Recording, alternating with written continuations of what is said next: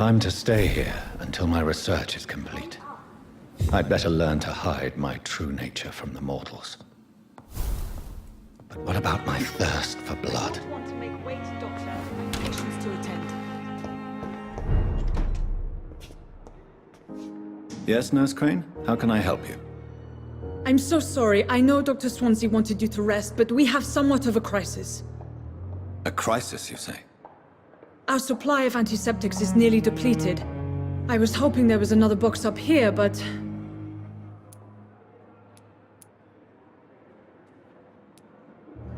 What type of hospital are you running? No antiseptics? You have been away too long, Doctor. With the war and now this epidemic, supplies have been running scarce for months now. I may have a solution. In France, during the war, drugs shortage was a daily problem, and we had to use our wits to overcome the shortages. However do you mean? If combined correctly, certain household chemical products can be used in a pinch instead. Now, where's the hospital storeroom? The storeroom? Fat chance. This is the Pembroke, and space is luxury we don't have. Everything used to be stored in the old morgue. Perhaps I should look there first. Where is this morgue? It's the large building behind the hospital. You'll need to go in the back door because it's been sealed off for sanitary reasons. Take this key. It opens a small back entrance at the end of a narrow street. The abandoned morgue behind the hospital. A small door at the end of a narrow street. On my way then. Thank you, nurse.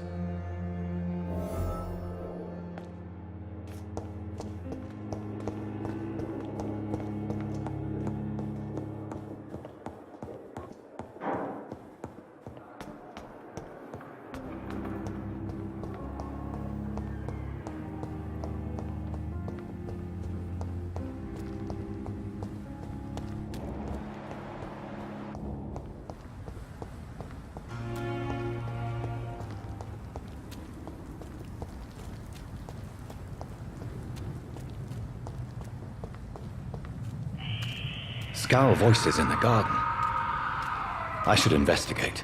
If they were to find somebody...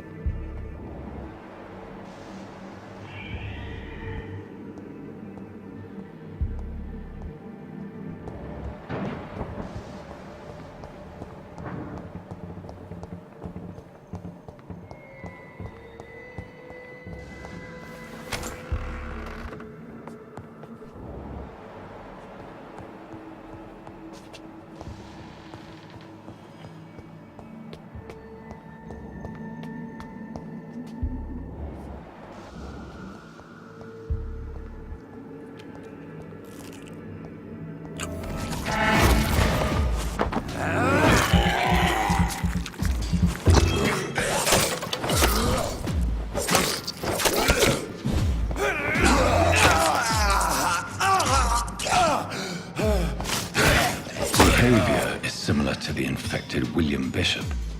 Must be the same strain. This sickness moves faster than influenza.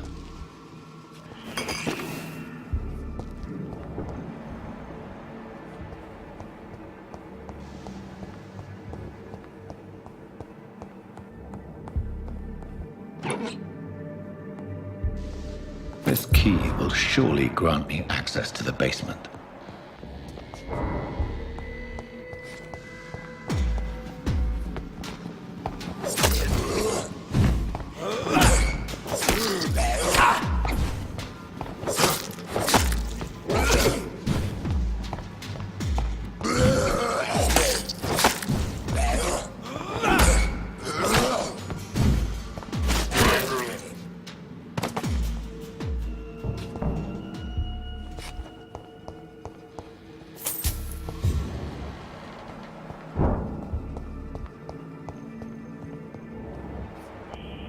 balls of Mars, fortifiers.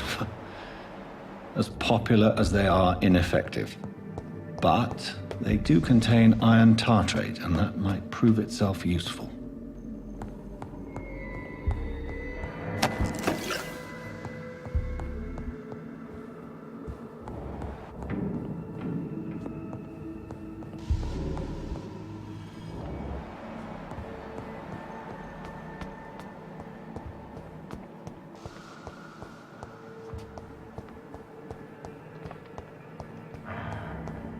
I cannot enter.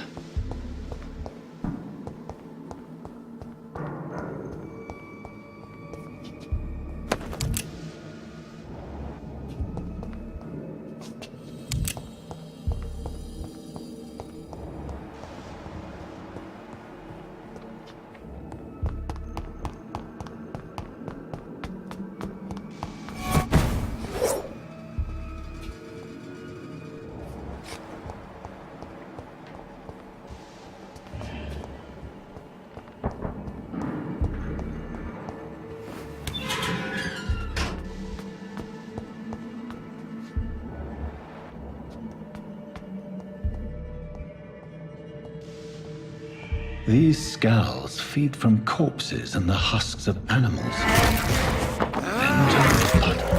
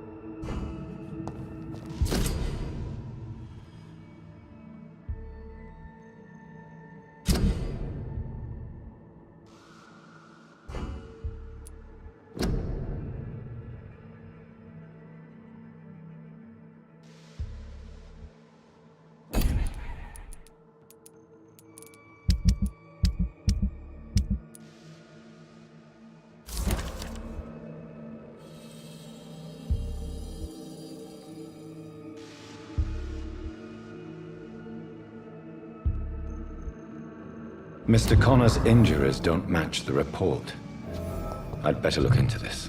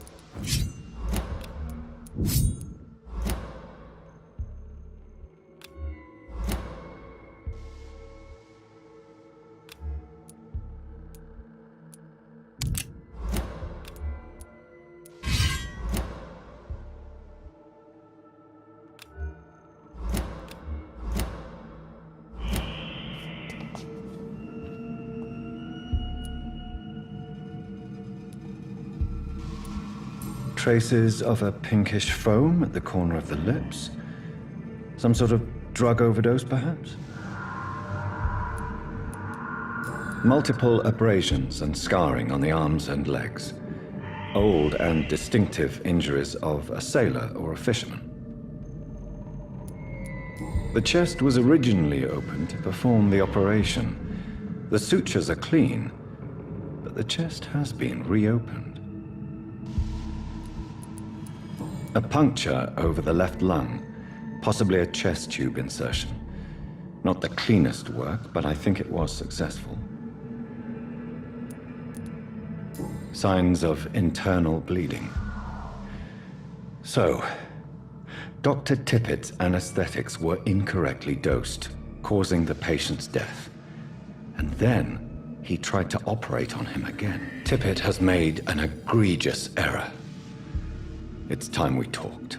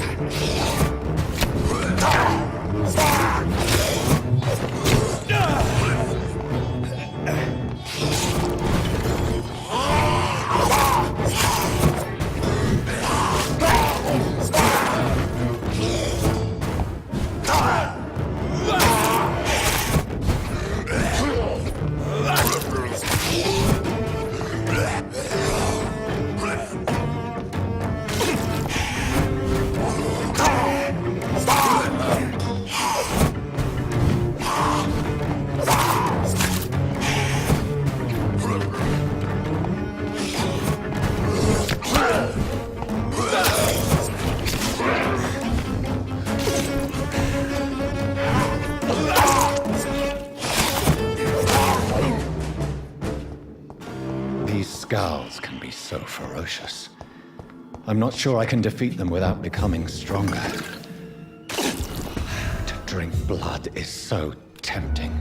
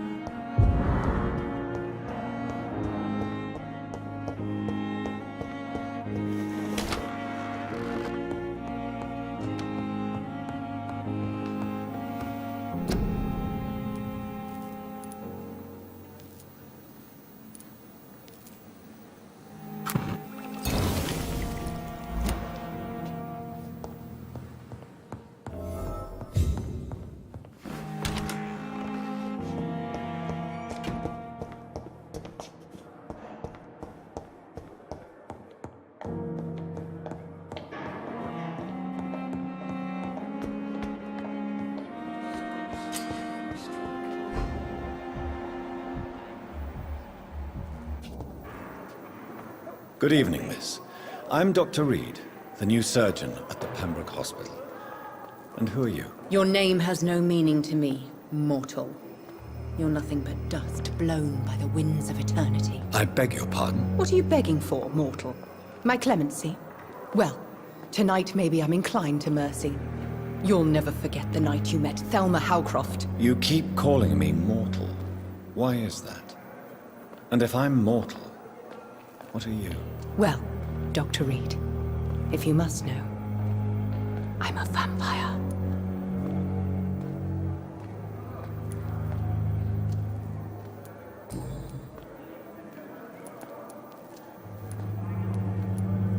Who are you really, Miss Howcroft? I mean, apart from being a vampire. Is that not enough for you, puny mortal? What do you require? Proof of my powers? I'm curious to know who you were before becoming a vampire. It was such a long time ago, I don't remember. Centuries of unholy life can have strange effects on one's minds, you see?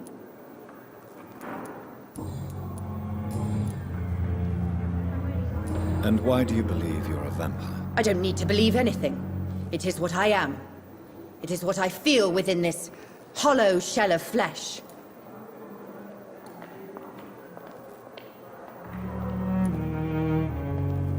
I see.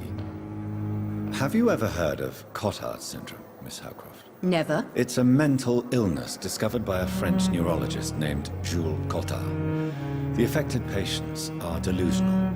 They believe that they are putrefying, that they are dead, a ghost or a ghoul, or in your case, a vampire. Delusional, you say?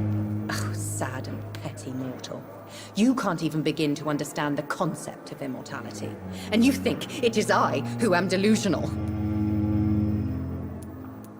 Please, describe to me how you feel.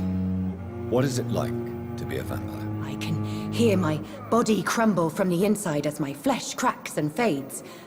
I sense the last pulse of postulant blood within my drying veins. I need new blood. I'm assuming you... It's only a cover to hide from my enemies. I can leave whenever I want. As a woman, a spirit, fog, or bat.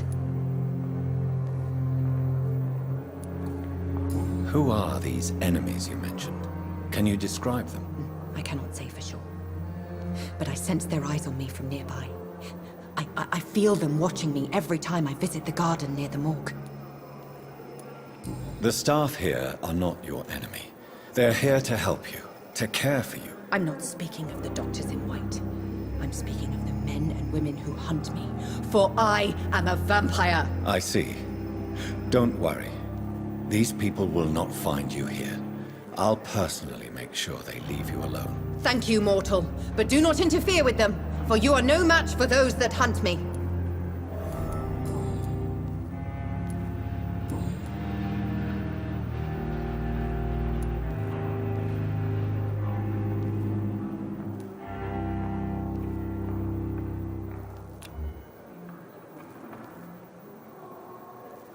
Do you require my services, Miss Howcroft? I have no need for your medicine, Dr. Reed.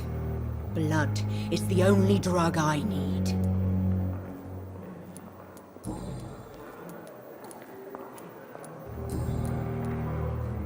I'll leave you, Mistress of the Dark, to your nocturnal activities.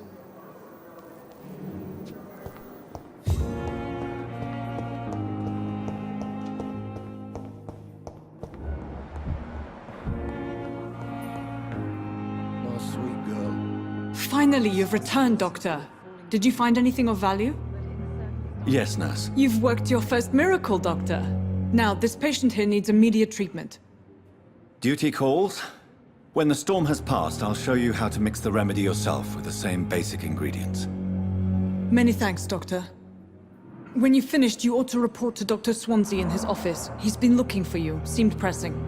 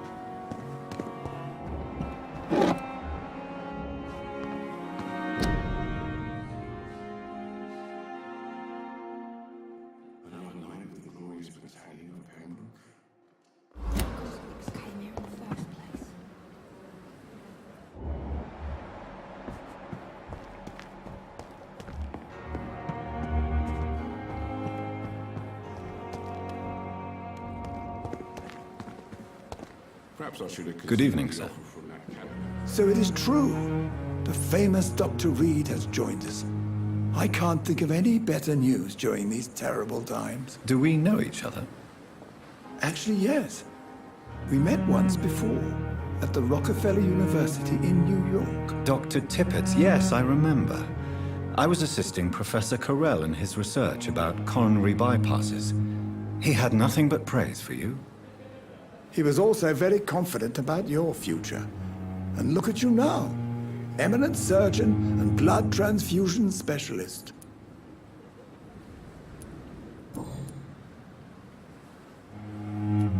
What is the Pembroke Hospital situation? And please, speak freely. This hospital is not exactly the best of London. I'm sure you are used to working in a better environment.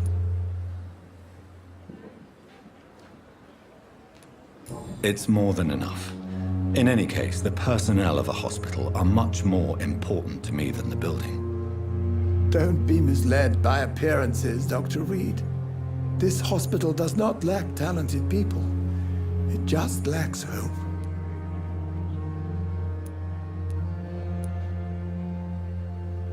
What can you tell me about the staff in the hospital? Some are really good, and others are not so good. But during this troubled period, there is no time for slander. I prefer to focus on the positive character traits. Any opinion about the management? I don't always agree with Dr. Swansea's reserve, but I must admit he does all he can to keep this facility running during this crisis. Ah, yes, the burden of command. I was fed up with this concept while serving as a medical officer. Don't get me wrong. Swansea's a good administrator. I just wish he would get out of his office now and again.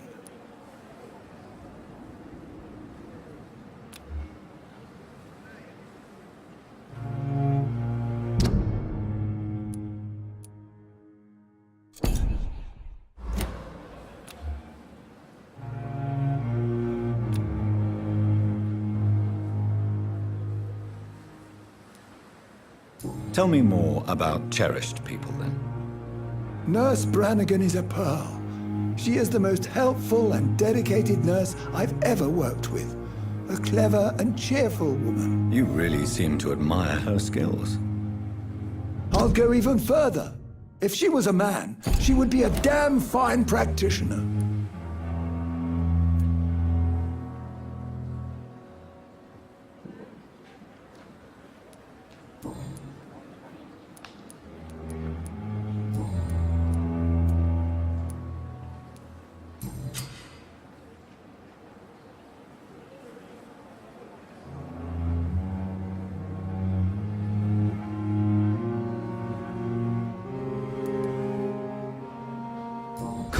I want you to tell me about Mr. Connor.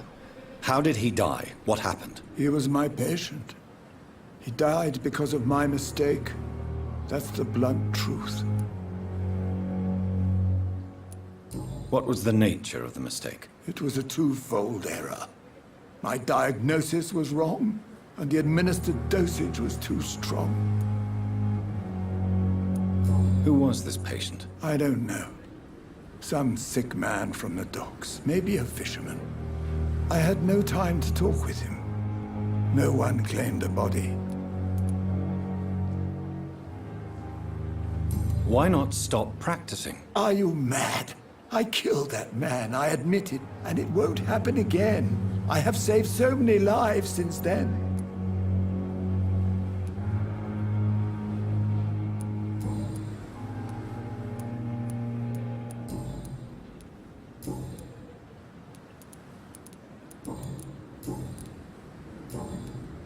Do you need any medical assistance yourself, Doctor? Come on, don't be ridiculous, dear colleague.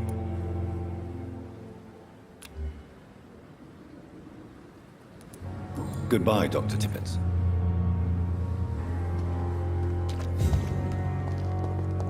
And I thought last summer's epidemic was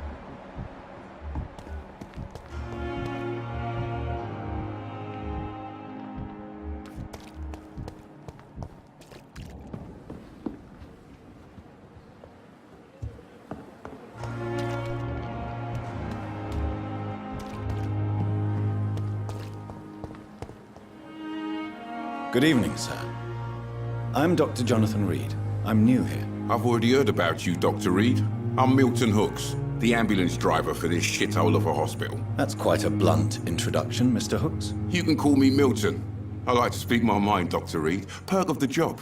Don't judge me, and I won't judge you. I'm not sure I understand what you're talking about. Well, I'm no doctor, but I'm pretty sure a gun can't be used as a surgical instrument. You have a keen eye. I learned to shoot during the war, and have carried one ever since. Old habits die hard. No need to explain, Dr. Reed. And if you ever need a better gun, remember, I may have something for you.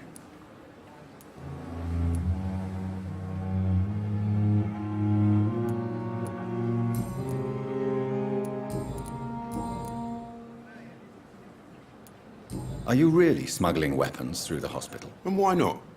I've already been attacked by patients, you know. And by gang members willing to steal my money. But you're not defending yourself. You're selling guns to civilians. You keep people alive your own way, Doctor. I offer them another way to protect their health. So what do you do exactly in this hospital? Apart from smuggling guns, I mean. I've been an ambulance driver since... too long, I guess. I bring sick people here night and day. It's a dirty job, but I get it done. Most of the time. It sounds like things have been a bit rough recently. What's happened? Yesterday I got attacked by the patient I was bringing here. I escaped through the hospital's garden, but I lost my wallet when I was running. You left an infected patient outside the hospital? That's incredibly dangerous. Go there yourself if you want, but be careful, Doctor. I'd rather not bring your dead body back. Since you're on the front line, how is the sanitary situation in this vicinity? It's a complete disaster. It's even getting dangerous to enter some streets or buildings. Even the locals attack you. How is the situation around here? You want to hear the situation is all right? It's fucking awful. We lack everything, and it's getting worse every day.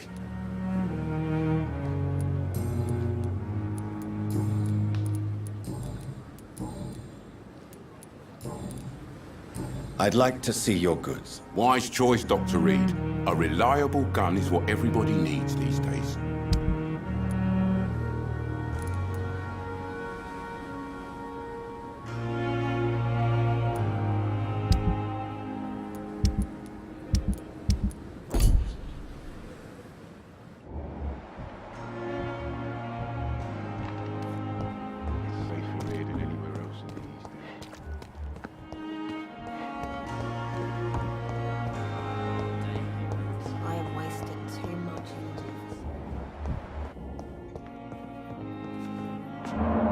Good evening, Doctor. I believe we're going to be working together. Dr. Reed. Dr. Swansea informed us of your arrival, but I could not dare to believe we'd have such good fortune. Such an honor, sir. Thank you. And you are? I am Thoreau Strickland, Dr. Thoreau Strickland. I'm a great admirer of your work, Dr. Reed.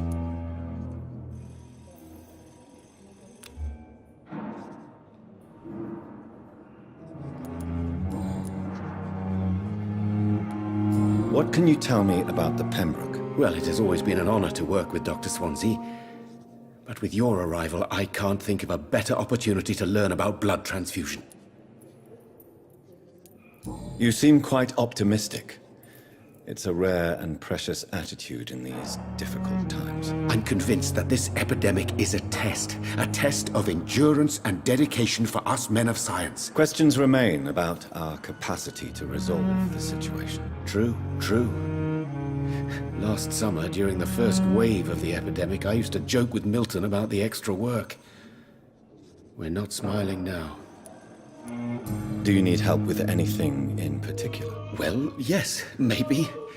I'm waiting for a batch of products I ordered for my personal research, yet my supplier seems to have vanished. Do you want me to play the errand boy for you? Oh no, Dr. Reed. But if you went personally to his shop, what with your reputation and all, he wouldn't dare to refuse the products I need. I see. Well, give me the address, for I may pass by if I have time. Please, could you tell me something about yourself? I'm a great admirer of your work concerning blood transfusion, Dr. Reed. I run my own experiments. I'm convinced it's the future. What made you choose to be a doctor? I'm not ashamed to admit you and your work have inspired me. I am honored to have the opportunity to work by your side. It's always a pleasure to share scientific and medical knowledge with someone eager to learn. I'll be glad to help you if I can. This epidemic may be the century's most terrible disaster, but I'm convinced that we, as doctors, are the only ones able to defeat it.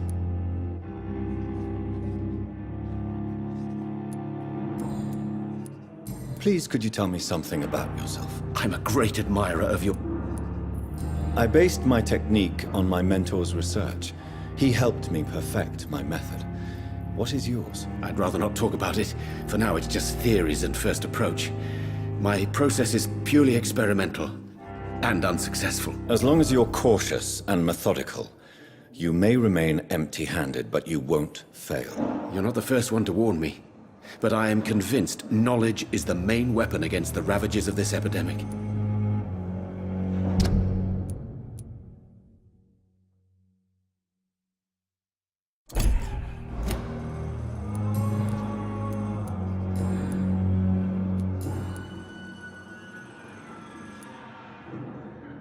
Tell me more about your willingness to experiment with new medical techniques. Harvey Fiddick is a patient suffering from a severe injury that could cripple him if not treated correctly. I'm convinced your blood transfusion technique could help him. What is it you really want?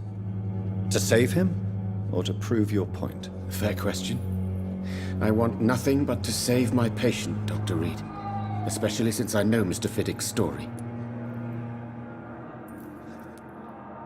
Tell me Mr. Fiddick's story. Our first diagnosis was compromised because Mr. Fiddick lied to us about the real origin of his injury. He first claimed it was an accident. But why would he hide such crucial information from us? Because he is a proud father, ashamed of putting his children at risk because of his own negligence.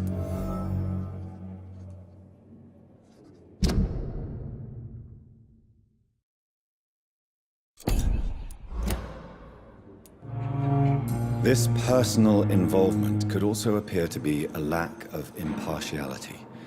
You must know that a good surgeon must remain neutral. I agree. But that does not excuse Dr. Ackroyd's behavior, a man who did not even take time to converse with his patient. Do you think keeping his distance was a mistake? All I know is that I'm taking care of human beings with desires, hopes, and fears. Not some biological machine comprised of blood, bones, and flesh.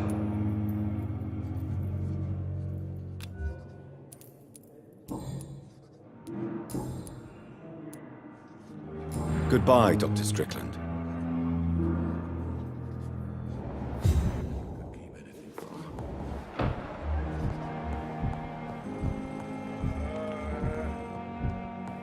This hospital seems to be falling apart. But in the Good evening, madam. Can I help you? It's my son who needs you, sir. I'm Dr. Jonathan Reed. How can I help your son? I'm Beatrice Goswick, mother of Mortimer Goswick. Could you check on him, please, Dr. Reed? I've heard much of your talents as a physician. Good evening, sir. What do you think of your reception here? Any complaints? I have had the uttermost reservations about this hospital since we arrived. But we had no other choice, considering the state of emergency. Is there something in particular that's bothering you? Some of the staff were not especially welcoming. I suspect they're not accustomed to dealing with patients of such social standing. What can you tell me about yourself, Mrs. Goswick? Not much to say. Just take care of my Mortimer and I'll cover all the expenses. That's all that matters. Do you require medical attention as well, Mrs. Goswick? I have other concerns right now, Doctor. But I'm fine, thank you.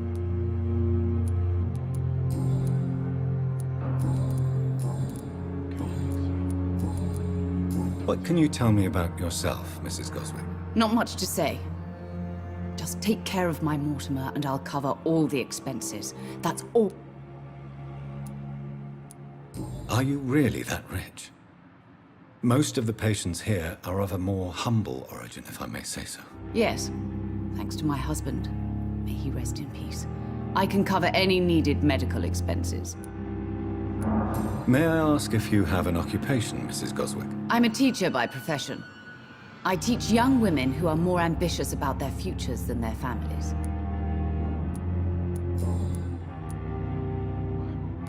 Tell me more about your arrival at the Pembroke Hospital. What gave you such a bad first impression? The ambulance driver was quite rude, for a start.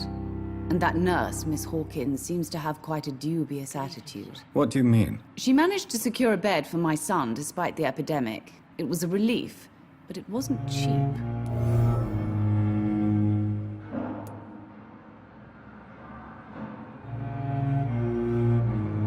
She charged you for a bed? Yes, and I paid without question, considering the urgency of the situation.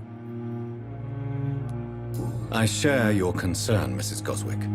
Be sure that I'll talk to the people involved. I don't expect compensation, Dr. Reed. But I'm aware such behavior would not be tolerated in other hospitals. Don't waste your time with me. Goodbye, Mrs. Goswick. Never could keep anything from her. Good evening. I'm Dr. Reed. Can I help at all? No, Really? Why are you here, then? I don't want to talk. My throat hurts too much. I suppose that this pain is the reason you're here. Is someone taking care of you? Yes. And no. Could you at least tell me your name, sir? Mortimer. Mortimer Goswick.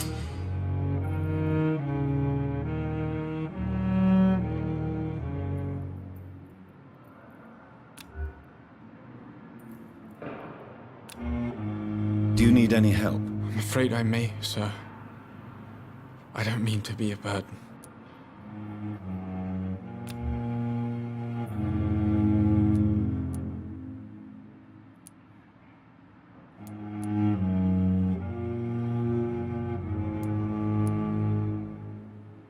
You are not a burden, sir. Healing you is my responsibility. And you have my gratitude for that.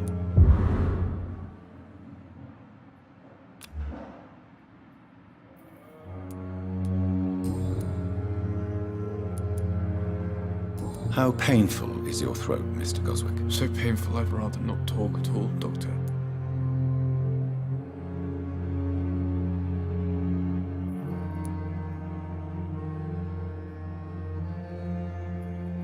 I'm sure you realize a doctor and his patient have to communicate, sir. Would it help if I gave you some paper and a pen? Not really. I see. Then maybe it's not just your throat that hurts, Mr. Goswick. Perhaps your sore throat is just the consequence of something more hurtful. Yes, maybe. But I don't want to talk or even write about it now.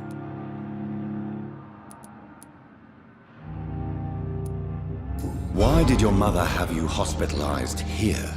She seems convinced this is a bad hospital. My mother just wants the best for me. She won't rest while I'm here. She'd go all the way to hell and back to help me. Pembroke Hospital may look unorthodox, but rest assured you're in good hands here. It's not me you have to convince, Dr. Reed. It's my mother. Is your mother bothering you? As your doctor, I can ask her to leave you alone if you would prefer. That's tempting, Doctor. But you have no idea what my mother is capable of. She would tie herself to my bed if you asked her to leave. How painful is your throat, Mr. Goswick? So painful I'd rather not talk at all, Doctor. I'll let you get some rest, then. I'm all right. Don't waste your time with me.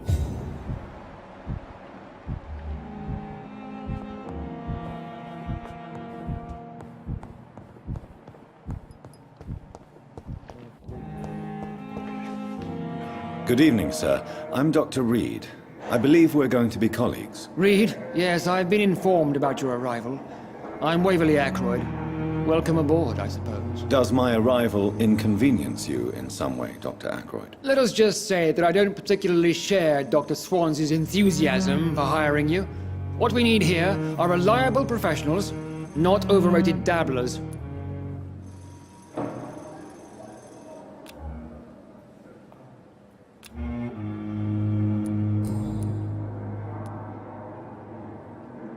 It seems you have bad memories of your military service. I refuse to see this industrial slaughter as scientific progress.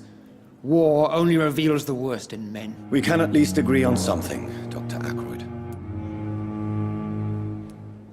I don't know what you've heard about me, but I have already proved my value as a practitioner. I don't question your skills, Dr. Reed, but your motive. Is it money, fame, or are you truly dedicated? And what exactly is that supposed to mean? I served in the war just like you. But unlike you, I did not use the wounded to play the modern sorcerer. Be careful what you insinuate, Dr. Ackroyd. I only want you to admit you used those men to improve your theories.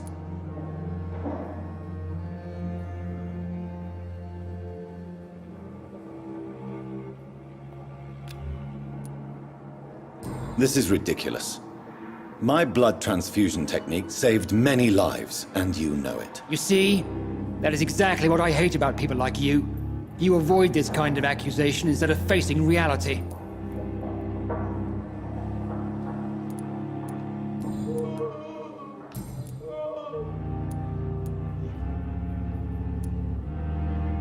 Since your tenure in this hospital is longer than mine, perhaps you can tell me more about this place. Let's just say I'm tired of the carelessness around me.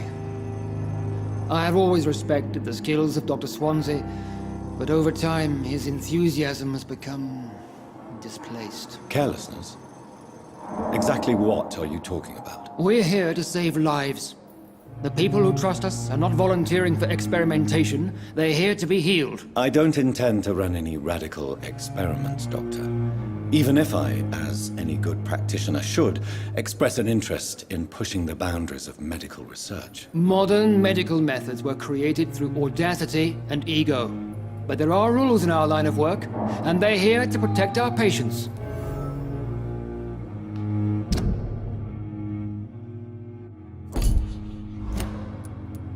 If you have a problem with me, Dr. Ackroyd, please feel free to tell me. Dr. Swansea has imposed your presence on this hospital without asking anyone's advice. The benefit of his position.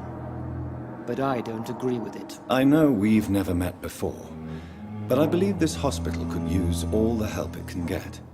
You will agree with that, I'm sure. Oh, but I have heard about you, Dr. Reed. Of course, you can't say the same about me, since I have not wasted my time courting the press.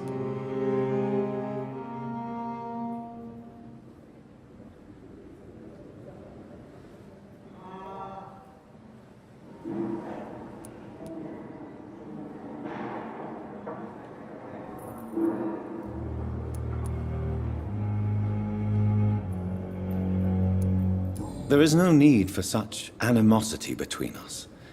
Don't you think the epidemic is already enough to deal with? That is one point we could agree on. And that is precisely why I want to be sure that you will be of help to this hospital, instead of a burden. Tell me, Waverly, what do you think of Dr. Strickland's enthusiasm for his experimental research? Strickland is playing with his patients' lives for pride and glory. Now that, sir, is unethical. Are you thinking about something in particular? Harvey Fiddick needs delicate surgery. I believe we should stick to the usual procedure, but my young colleague obviously disagrees.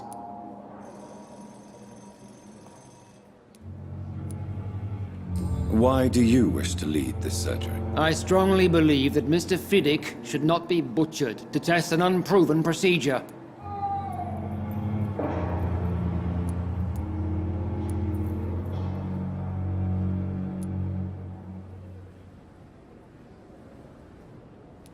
I really hope you're right about this, Dr. Ackroyd.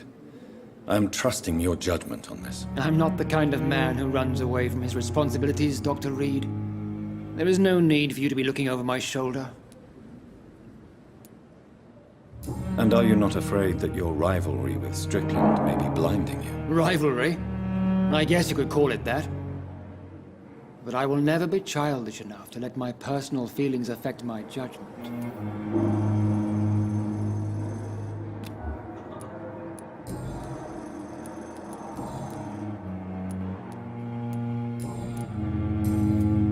Thank you for your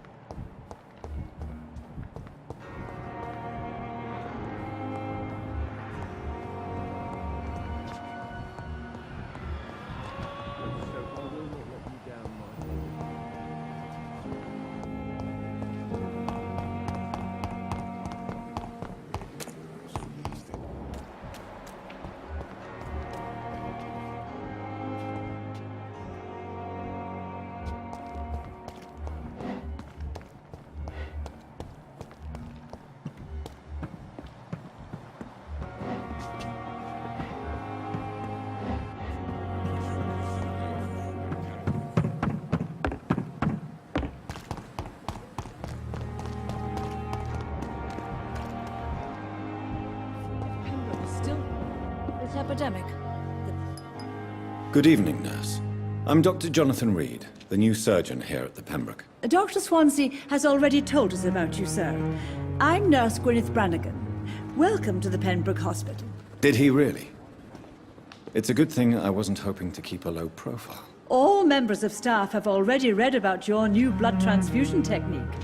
Dr. Swansea made sure of that. I see. Well, I'm a little surprised, but I suppose I'll just have to deal with this unexpected notoriety. You must know, blood transfusions are Dr. Swansea's primary subject of research. He is convinced it is the future.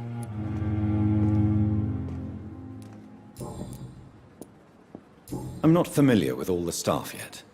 Perhaps you could help me. Brilliant professionals, most of them. Dr. Swansea has a gift for recruiting talent. Most of them.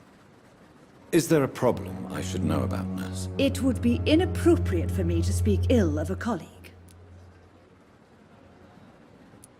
Is there anyone that stands out? Well, I have never met someone as dedicated as Dr. Tippett. He should be a standard for us all here.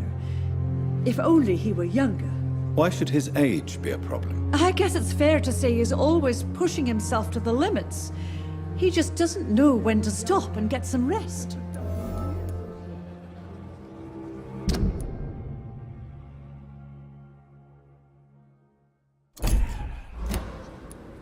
Nurse Brannigan, if you do know something, please tell me. Anything you say will be held in confidence. No.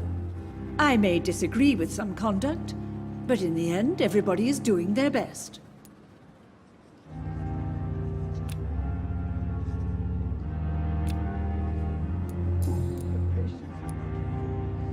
How are things here? Not good, to say the least. We're struggling against an invisible enemy, more lethal than any bullet from a gun. It's hard, Doctor. Do you think this hospital can survive the epidemic? We are all volunteers here, and we're trying to hold fast, but how do we beat an invisible killer? Some nurses have already resigned. An invisible enemy? Quite a poetic term for a disease, especially from a nurse. Sorry, Doctor. These last few weeks have been exhausting. We could all do with a good night's sleep.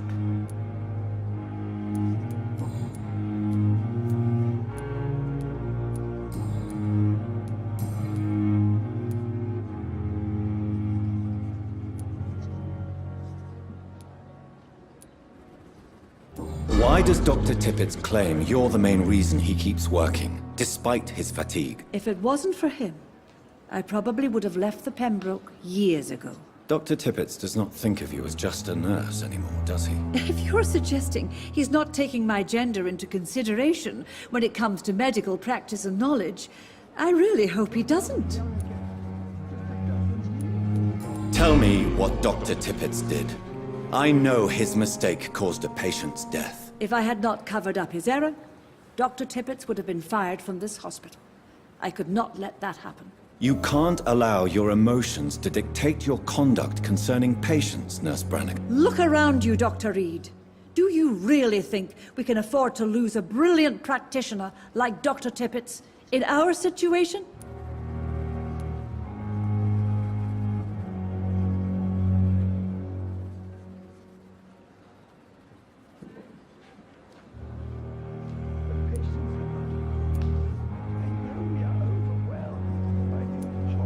I can't say I approve of what you did.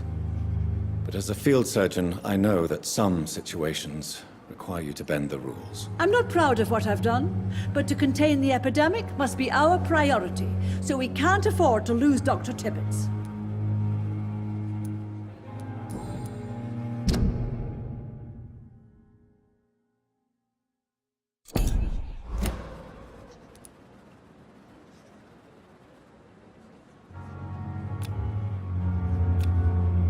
I've decided that I won't reveal Dr. Tippett's, shall we say, misdemeanor. I'm so glad you share my point of view.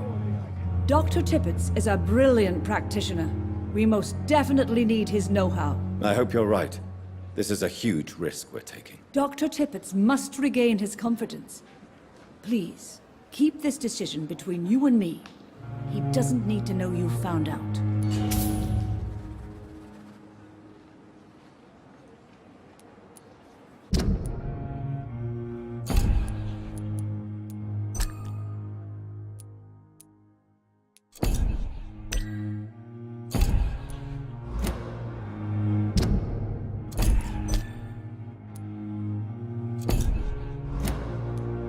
Goodbye, nurse. Call me... The patients are not fools. They know we are